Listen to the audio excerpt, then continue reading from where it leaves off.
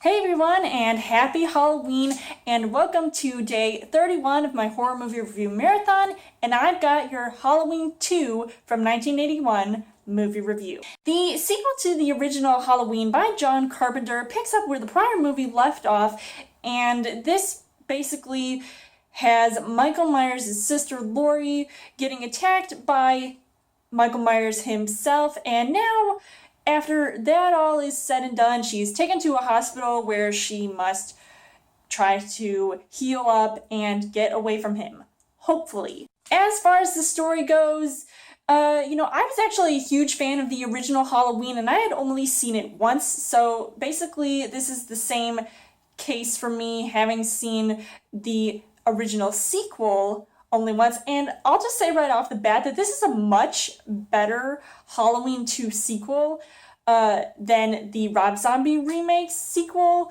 and I think this is by far like a better movie to see right off the bat, and it's got a lot of things going on, but I feel like the one thing that kind of turns me off about it is the fact that majority of the movie is set in the hospital, and it really doesn't go anywhere else as far as that, except for maybe a couple scenes here and there where somebody is driving in a car, or you see Michael Myers just casually strolling down the street in his hometown, and people just walk by trick-or-treating, and they don't even care. They don't know he's a killer. But apparently, obviously, the cops are after him because he's been a bad boy. This really does showcase a lot of good things that I love about horror movies in general, and it's just a really enjoyable movie in that sense that it does have some scary moments,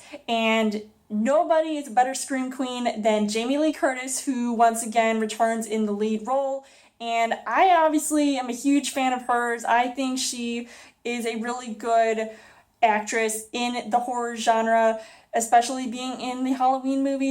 I feel like in this movie she doesn't really have much to do. She's sometimes sitting in her bed, or she's just trying to limp away because she got injured and now she's trying to defend herself, and there's really not much to do in that aspect except try to run away, and I'm thinking, why doesn't she just do that? And it's kind of difficult for her at times, but I will give her credit for definitely doing at least a decent job in this movie because, it's Jamie Lee Curtis. You've got the guy who plays Dr. Loomis, and he once again returns as the good doctor. He definitely is on a warpath because, he's got to get the job done. He's got his gun in hand, and he doesn't take crap from any of the cops. I mean, he's just shooting out of a window, and the cop doesn't say, you shouldn't do that, you wrecked my car, now you owe me a new vehicle. He doesn't have that big of a role in this movie, but it's kind of a critical one because he really needs to get his former patient in check because Michael Myers is crazy, and it still kind of makes me wonder why Michael Myers is even going after his sister in the first place. Leave her alone. She didn't do anything to you. She was only a baby.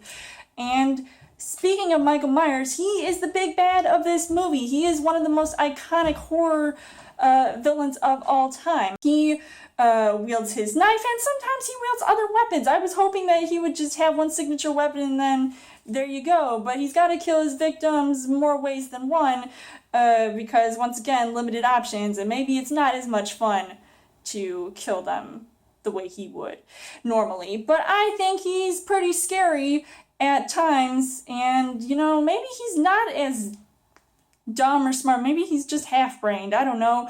I personally would run. I would not waste my time waiting for him to come and kill me like Jamie Lee Curtis hiding in a car. I would rig that car and I would get out of there. The things that I did like about this movie, obviously this movie was scary, like I said. There were definitely some creepy scenes, maybe some gruesome scenes here and there, and a few that made me jump.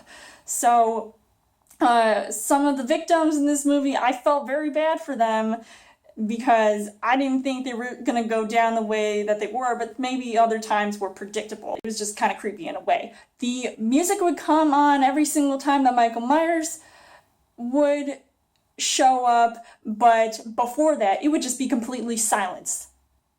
Nothing. And so I actually liked that aspect of the movie.